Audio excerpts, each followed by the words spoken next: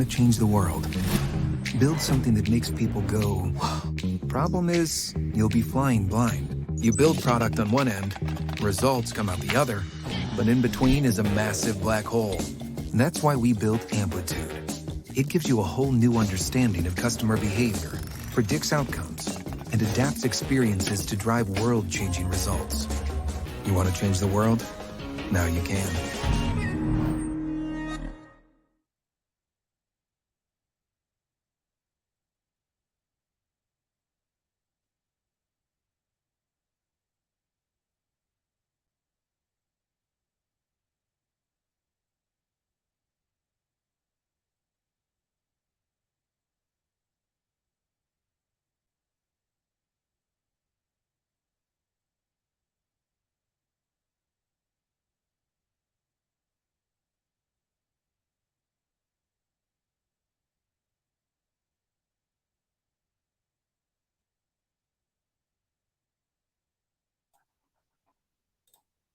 Apologies, everybody. I had my my microphone on mute there. Thank you for pointing that out in the chat. I was just saying that you can come and join us in the productledalliance.com, where you'll find lots of resources. You can join our Slack channel. We had to have at least one person do a mute mistake, right? So I'm glad it was me and not our presenters. I'm sure you've heard enough of me. So just a reminder, check out productledalliance.com. We're going to move straight on with the next session, which I'm really excited about. I think it should be a great one. We all like to put customers and users at the heart of everything we do, and this is all about that. So the next session is entitled Customer-centric Product Development, and we're going to hear from Michelle Lee, who is Product Manager at Amplitude. So without any further ado, over to Michelle. Hello, my name is Michelle, and I'm a Senior Product Manager here at Amplitude. For those who aren't familiar, we are a self-service digital analytics platform helping our customers understand their users, drive conversions, and increase engagement, growth, and revenue outcomes. Today, I'm excited to speak to you about customer-centric product development. Here is a quick preview of what I'll be covering today. I'll start by sharing more about the core product principle that drives our development process. Customer is part of the team. I'll then walk you through 4 different ways we put this principle into practice: customer love bets, developing with customer partners, Amplitude on Amplitude recruitment methods, and in-product feedback channels. Here at Amplitude, product development revolves around our customers. One of our key product principles is customer is part of the team, a philosophy that shapes how we develop day in and day out. We believe to build the best experience for our users, we first have to become experts in the relevant problem space. To do so effectively requires interacting with customers directly. Proxies, such as relying on account teams to pass along summaries or using quantitative signal in isolation, simply don't work. Without continuous customer engagement and firsthand feedback, our solutions are bound to miss the mark. This is why we ingrain a customer-centric mentality throughout our development cycle in a myriad of ways. First, I'll cover what we at Amplitude call customer love bets. Every product org has its own set of strategic bets, the kind that ladder up to the overall company strategy, often have a higher degree of risk baked in, and typically span multiple quarters of iteration to get to your final version or release. Amplitude balances this kind of longer-term investment with customer love projects. Customer love is typically smaller scoped and lower effort to implement. Think less than a quarter of work. However, they are arguably just as important in terms of impact because they are the direct result of customer feedback. While strategic bets often push the boundaries of our product to innovate in a new direction or pursue different types of users, customer love caters to our existing base and ensures we're actively monitoring and responding to their most pressing needs. They help keep current customers happy by expanding on what they can do with our product or resolving key friction points that get in their way. Rather than only focusing on initiatives that are additive, this kind of development enriches the existing surface area and up-levels our overall product experience. So how do we identify what customer love work to prioritize? This is where Product Board comes in, an extremely powerful tool to collect and manage customer feedback at scale. User feedback comes through multiple channels, including our product, online community, support team, and direct touchpoints.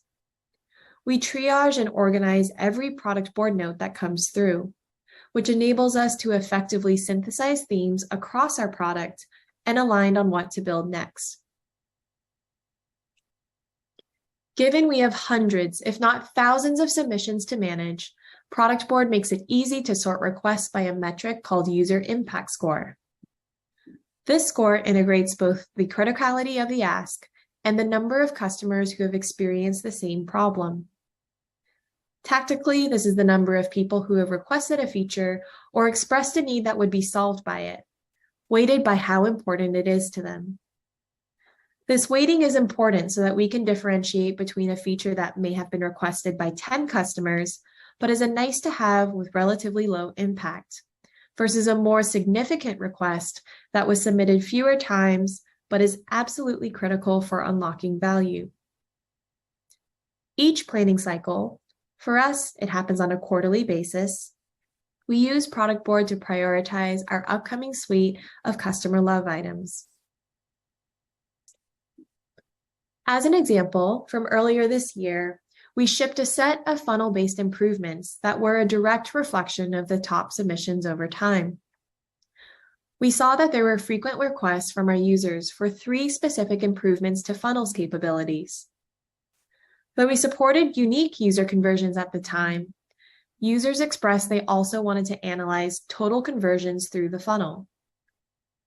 In addition, customers wanted to look at time to convert over time so they could see how this metric was affected by various product changes. Lastly, they asked if it was possible to display multiple conversion steps at once in a single view versus having to flip back and forth between screens to arrive at their insight. After reviewing user feedback in the aggregate, we were confident that this particular investment would be well worth the effort and could meaningfully up-level conversion analysis and amplitude. You can see from the screenshot on the right, we ended up receiving positive feedback from users who both leveraged and appreciated the changes.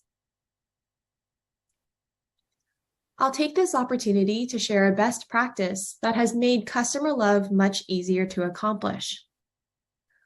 All too often, users take the time to write out detailed product feedback, only to end up wondering if their submissions fell on deaf ears. As the saying goes, feedback is a gift. But what's often overlooked is that acknowledgement is key, which is why we make a point to close the loop on every customer love release by notifying relevant users when we've acted on their request. Here's an example where Kenneth wrote in about experiencing an issue with how data was being formatted in CSV exports. This was causing him pain when he combined data from Amplitude with other analytical tools. After we released a feature that would enable him to export without issue, we sent a follow-up to inform him of the new functionality, how to access it, and where to give additional feedback if need be.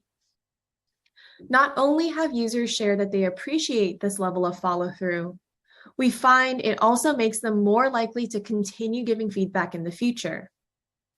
And without this level of continuous feedback, we'd have a pretty hard time gauging how our users feel. Maintaining a healthy feedback loop in this way allows for maximum benefit to both your end user and product development team. Next, I'll share more on how we engage customer development partners. Customer development partners are the critical users or organizations who shape early feature development. They are your trusted advisors, providing a voice for your broader user base.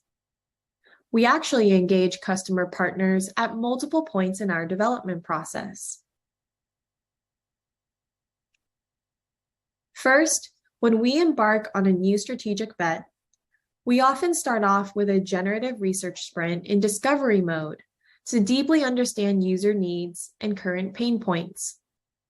This helps us articulate specific problems within the space.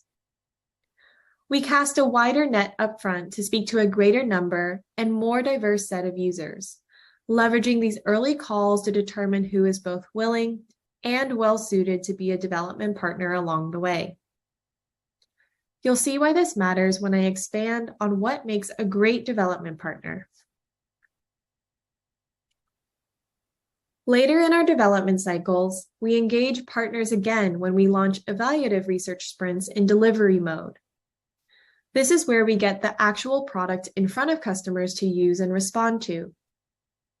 We find re-engaging the same users can be incredibly beneficial, as they already have the necessary context to give high-quality, high-velocity feedback. What's more, the individual users involved in the very early stages can later become champions of said feature, and ultimately provide access to their broader orgs as the product matures and we look to scale our learnings. We call them our partners because it truly is a two-way street and requires ongoing investment from both sides to maximize the relationship. From our experience, there are 3 key qualities that separate a good from a great customer partner. A great customer partner is motivated, meaning they value spending time with product and engineering.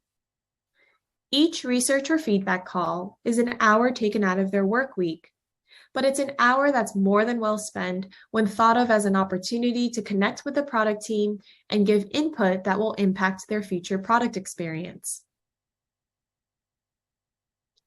A great customer partner is also transparent. They are willing and able to provide articulate, honest feedback. They don't sugarcoat things or aim to please. Rather, they are unafraid to speak what's on their mind and guide us to the most impactful opportunities to solve. Great customer partners are adaptable. They understand the ebbs and flows of development and are open to imperfect iteration along the way. Tactically, to garner interest, we pitch them on the ability to influence our roadmap and receive early access to innovative features. Of course, offering the occasional incentive gift card never hurts to elicit initial interest, but we find the best customer partners are in it for much more than just the compensation. They love having direct access and ability to influence their own experience. Here's a glimpse of how customer development partners have influenced our history of innovation. Group-level reporting was initially inspired by HubSpot. After churning from a competitor, they tried to build the feature in-house, but we were able to deliver it for them. Eventually, this turned into what you now know as our accounts package. Account-level analytics for B2B product and growth teams that helps drive enterprise adoption. Cross-project analysis originally came from a gaming company that wasn't able to analyze monthly active users across their suite of products, such as how certain games drove acquisition into others. This is where Portfolio, how customers analyze across different areas of their business, was born. Another example of customer-driven innovation is with Amplitude's experiment results. Dropbox was already a marquee customer for Amplitude when they came to us to help solve experiment analysis. Unlike other early customers, they had a custom experiment delivery platform and already had the ability to stream A/B data into Amplitude.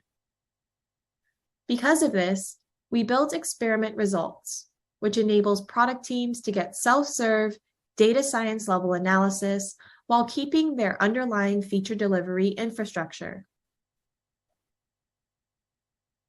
Now I'll walk you through how we use Amplitude on Amplitude to recruit customers for research and more. In a world where everyone is busy and faces information overload, our customers are no exception.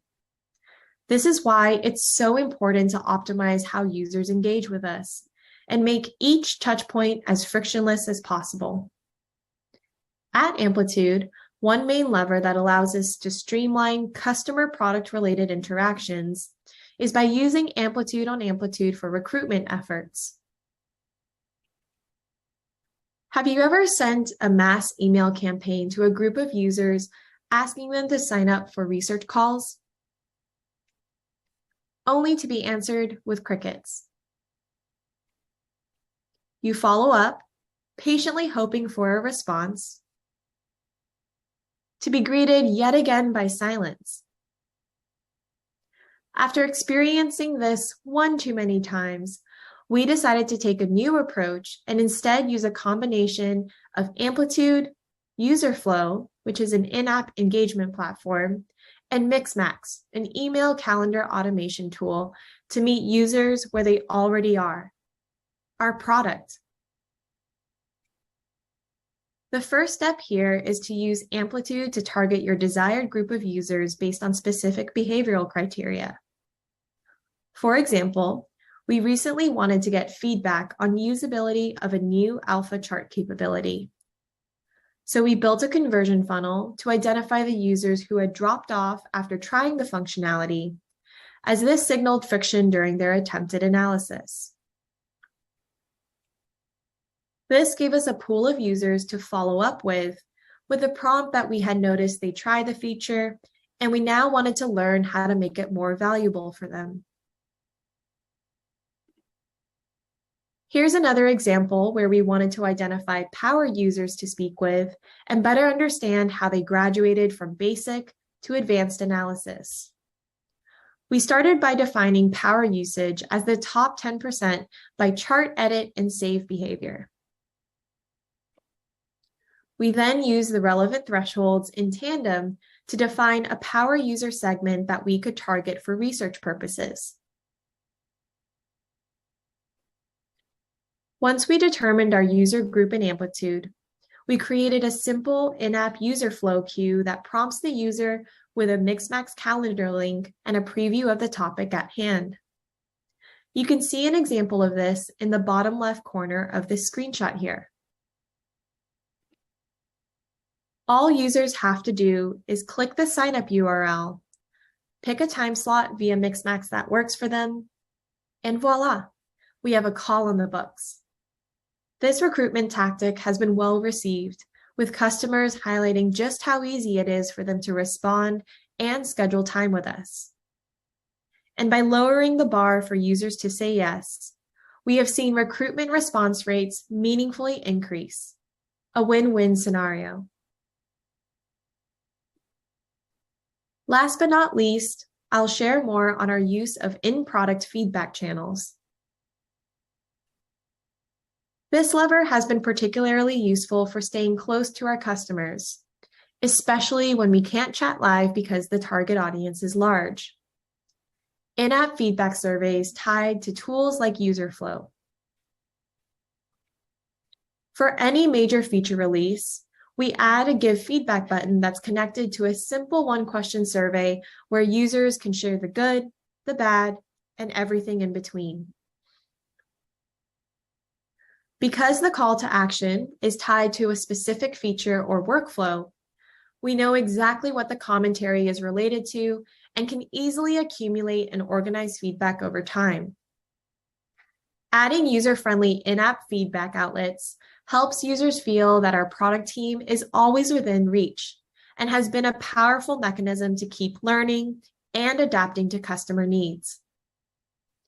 As an added bonus, this feedback tool prevents us from becoming overly biased to feedback from our early partners because we are able to collect input from a diverse set of users once our foundation is in place. To conclude, I'll summarize the 4 main ways we ensure our customers are part of the team. First, balance strategic bets with customer love to directly solve existing customer pain and show that you're always listening. Second, develop with quality customer partners. Remember, great partners are motivated, transparent, and adaptable. It's a two-way street, and you both get to benefit from the relationship.